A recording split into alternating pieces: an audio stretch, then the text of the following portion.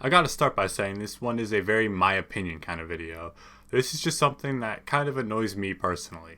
I understand if other people might have different thoughts on the topic, and that's perfectly okay. It's alright. No, it's encouraged to have a discussion, so voice your opinions down below, but let's keep it civil. So I just got done watching KyoAni's 2013 Tamako Market and the 2014 movie sequel, Tamako Love Story, and that kind of got me thinking. I really do not like how most romance shows end.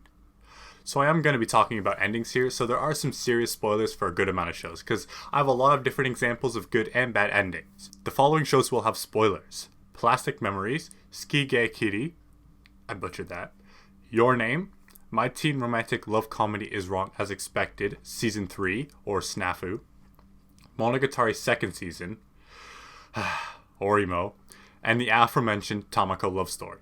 If you've not seen any of these, you really should, because they're all fantastic in their own way. Except Orimo, of course. Don't watch Orimo. But the rest are all a must-watch if you enjoy romance, because these are all just good anime in general. Alright, so the statement I just made is kind of a lie. Sort of. Not really. Let me explain. At first, the concept of romance anime, it would seem pretty boring to me personally. Characters spend 12 episodes or more talking and sometimes arguing about love, feelings, friends, and all that nonsense. No exciting fight, hilarious comedy, epic adventures, or even Monogatari style dialogue.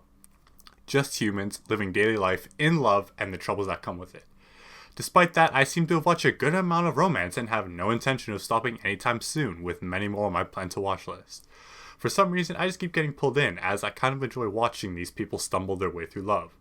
Whenever a big thing, like a confession or rejection or something along those lines happen, I usually react out loud most of the time, and as long as the writing is good enough, I can get pretty invested. Seeing two characters finally confess their feelings and usually accepted by the other person is super fucking satisfying, especially after 12 long episodes, or in some case, 3 fucking seasons. While this is the best part of romance, in my opinion, it's also usually the most annoying and the worst, because then it ends. It's great and all that characters finally confess, but then credits roll.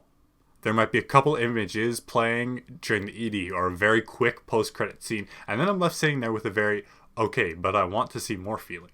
And this is the problem. I get it. The whole point of romance is the drama and events that happen leading up to the big confession and acceptance, but it would be fucking fantastic if there was at least 1 or 1.5 episodes of the couple being a real-ass couple. Like, damn, after all that, I at least want to see them on a date or just talking as a couple all lovey-dovey.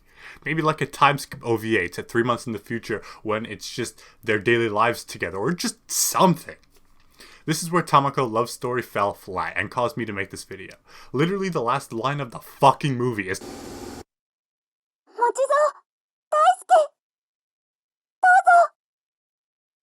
like, come on, that left me feeling super blue-balled.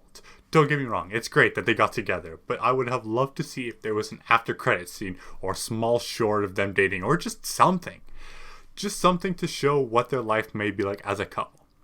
Another big killer was Your Name. While this movie does not have a big focus on romance and is more about the comet, the ending was left super fucking open, and it was kind of annoying. I will say it is very satisfying to see Mitsuha and her town saved, and it was good that they at least somewhat recognized each other, but the open-endedness of it kind of left me hanging. I could have sworn I saw somewhere online that if there was one thing Makoto Shinkai would change about Your Name, it'd be the ending, but unfortunately, while I was writing the script, I couldn't find the example, but just I wanted to get that out there, but I don't have any example. I don't have the specific example of him saying that. All that said, Tamako Love Story is a solid movie and a sequel all around, and of course Your Name is a fucking masterpiece, but unfortunately these two are the examples of the problem I'm talking about here. Now I do have other examples of different shows that solve this problem in a variety of ways. For starters, let's talk off with the one I just want to mention and get out of the way, Orimo. I'll be talking about when he starts dating Kuroneko. No, hang on, it's Koneko. Kureno? Oh, for fuck's sakes, what's her name?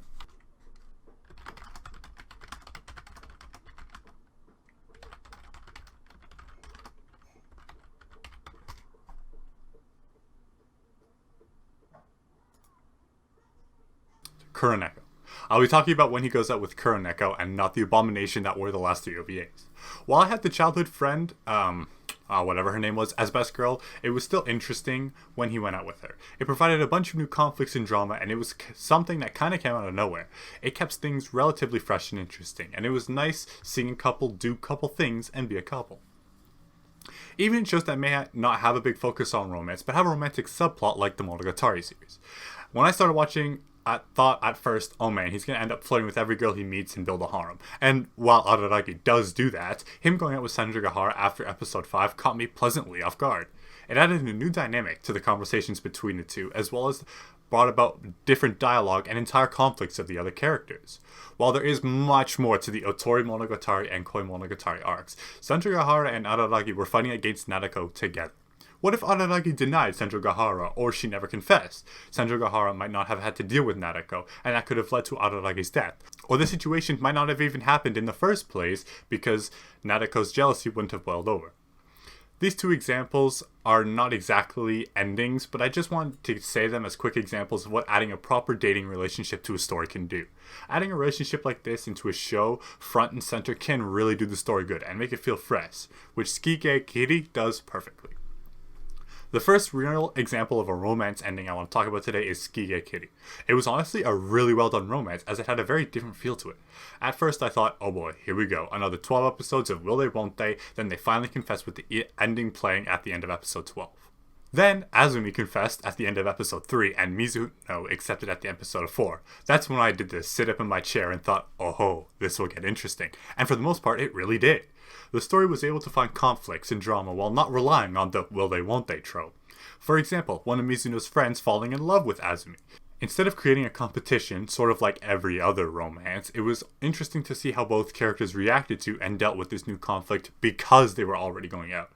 How is Mizuno going to react when she finds out her friend is in love with her man? They were also keeping their relationship a secret, so I was thinking things like, what if the friend confesses, then the secret's going to get out? Will she get super jealous? How will Azumi react to this?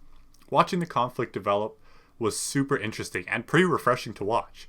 Azumi and Mizuno actually dating also made the one of them moving away trope feel a lot more problematic. Instead of I have to tell her how I feel before I/they move, it was, okay, what are we going to do now that I/they have to move? It made Azumi's attempt to get into the same college as Mizuno feel tense and a lot more weighted, and it was pretty sad when he failed, knowing they would have to figure something else out. There was the possibility of, oh shit, maybe they'll have to break up, adding tension back to the end. Unfortunately, that's a little where the show fell off. It just kind of ended. They just said, fuck it, let's do long distance, and then the credits rolled. The only reason we know they are still together is because they had time skip images of them going through life at a distance, showing text messages between the two before they eventually marry and have kids, all shown during the final ending as it was planned. If maybe there would have been half an episode of them grown up, or something along those lines, I would have been way more satisfied. The show still kind of left me with an okay, I want more feeling, but not enough to make me really think about it, because in the end, we did see them being in a relationship throughout the story. This show was on the line between what I think makes a good romance ending and a very empty ending. It was halfway there and it was doing really well, but then dropped the ball right at the end. The next two shows, however, did not. My teen romance, you know what, I'm not saying all that. Snafu was not like that at all. I first want to state I was Team Yahalo from day one, and despite the ship sinking, I was very satisfied with the ending of the final season. Usually one feels salty or sad or even a little upset at the dude for not picking the one's best girl, but I had none of those feelings after the credits rolled. A big reason was because of the characters who were confessing. The confession scene on the bridge between 8-Man and Yukino was so fucking well done. It was super wishy-washy with no real words of affection exchange, but that's because that's who these two characters are. They both have no idea how to properly put their feelings into words and are both terrible at communicating and dealing with people in general. In fact, Hachiman even admits it during this scene that they're both terrible at dealing with people. So of course, when they are confessing their love, they have zero idea how to do it, and it works so well. With Hachiman saying shit like, that was the only way I could stay associated with you. Like, what? Dude, you could have just said, I want to be with you more. The fact that they both needed a reason to see each other works so well, and you know what? I'm going off at a bit of a tangent here. Sorry, let's get back to the main point. This confession scene is done in the latter half of episode 11, so episode 12 is amazingly done. They start off by going on a bit of a date, even though it's technically for this prom thing. And it's literally a proper-ass date, where the two of them do a couple things. Take pictures, he compliments her, and there's even a wedding joke/misunderstanding in there. Then it's all of the characters coming together to do this prom, the prom going off without a hitch, we get one last good moment with the teacher, and finally the couple alone again, where Yukino actually says she loves him to Hachiman. In fact, I was shocked when Yukino actually said the words, I love you to Hachiman, and it was like putting a cherry on top of the cherry. For starters, after an amazing confession scene, we got basically a whole episode of the couple being a couple, continuing their daily lives, albeit altering them a little enough to make room for the SO, then an actual I love you from someone we didn't expect. This is one of the very, very few ways to properly end a romance. No roll credits after a confession, a proper glance into what their lives might be like going on dates and being together. Snafu's ending was probably one of the most satisfying romance endings I've watched. The final example I want to provide is my absolute favorite romance and currently 5th favorite anime of all time, Plastic Memories. A lot about this show makes it absolutely fantastic, but I'll try not to go off topic like I did with Snafu and focus on the main point of the video. There is a very good chance I'll make another video solely on this anime because of how much I think it's good, but for now I'll just talk about the ending. While they're not setting any speedrun world records like Tonikawa or Tsukiya Kitty, Tsukasa confesses to Ayla at the end of episode 8. When it seemed like Ayla was not going to accept, I thought, oh boy, here we go. Ayla is not going to properly accept his feelings till the very end and then say, I do love you, right as he's deactivating her. Turns out I was wrong, as Ayla confessed and accepted his feelings at the end of episode 10. Then I thought, oh boy, there might be 1 or 2 dates, then Ayla's going to become a wanderer, they're going to have to chase her down, and maybe Tsukasa will calm her down enough to deactivate. Once again, proven very wrong, and I could not have been more happy. The next 3 episodes are literally just them doing couple stuff. Watching this is like a dream come true.